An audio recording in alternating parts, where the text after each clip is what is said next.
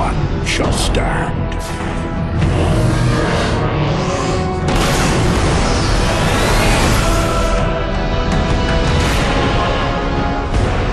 One shall fall.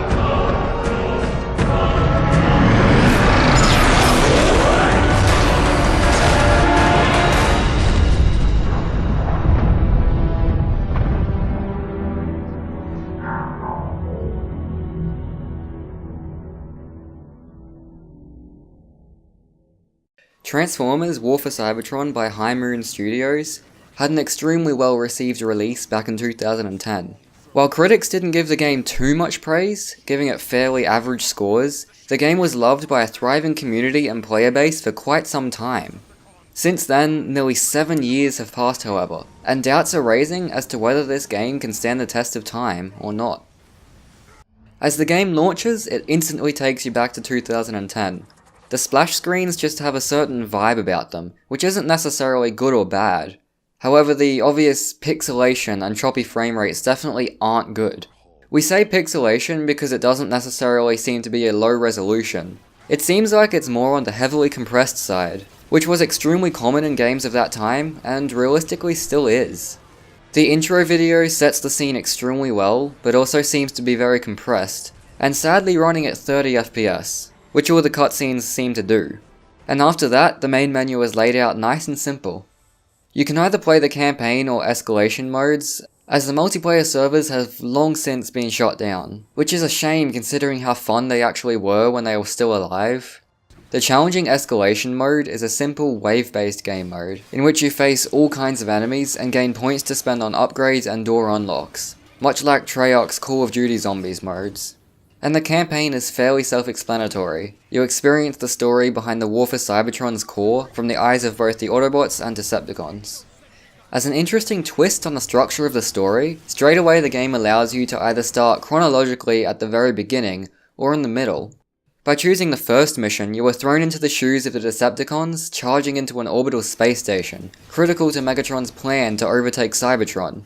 But by choosing the sixth mission, you are given the chance to fight back against the Decepticon forces in the Autobots' capital city, Iacon.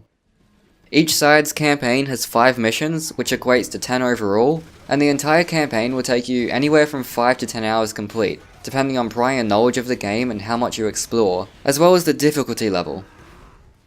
Because of the chronological nature of the mission's order, if you choose to play the Autobots first, you are actually skipping half of the story.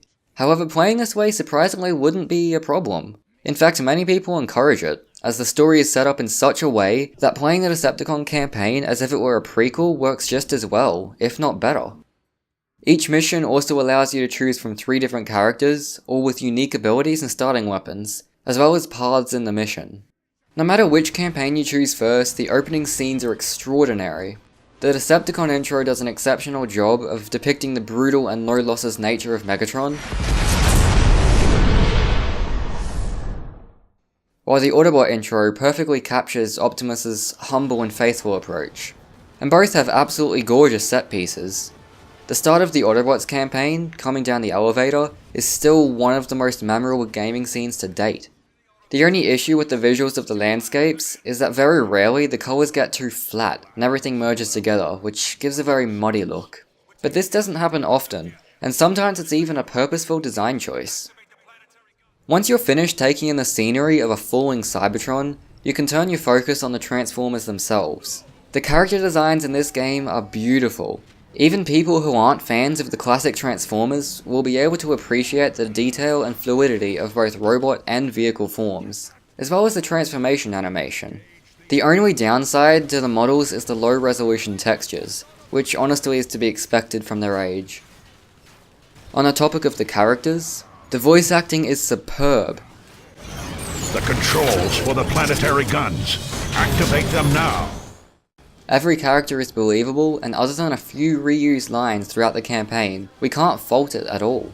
It's also extremely satisfactory to hear the tons of references thrown into the dialogue. Bar wheat, Grogna wheat, nitty bomb. What was that? When looking at it as a whole, even with its age clearly showing, Transformers War for Cybertron is easily worth picking up on sale. It has great sound design and visuals, as well as an engaging story, and it doesn't need the multiplayer at all to warrant the price, considering you can get it for as low as $5 US.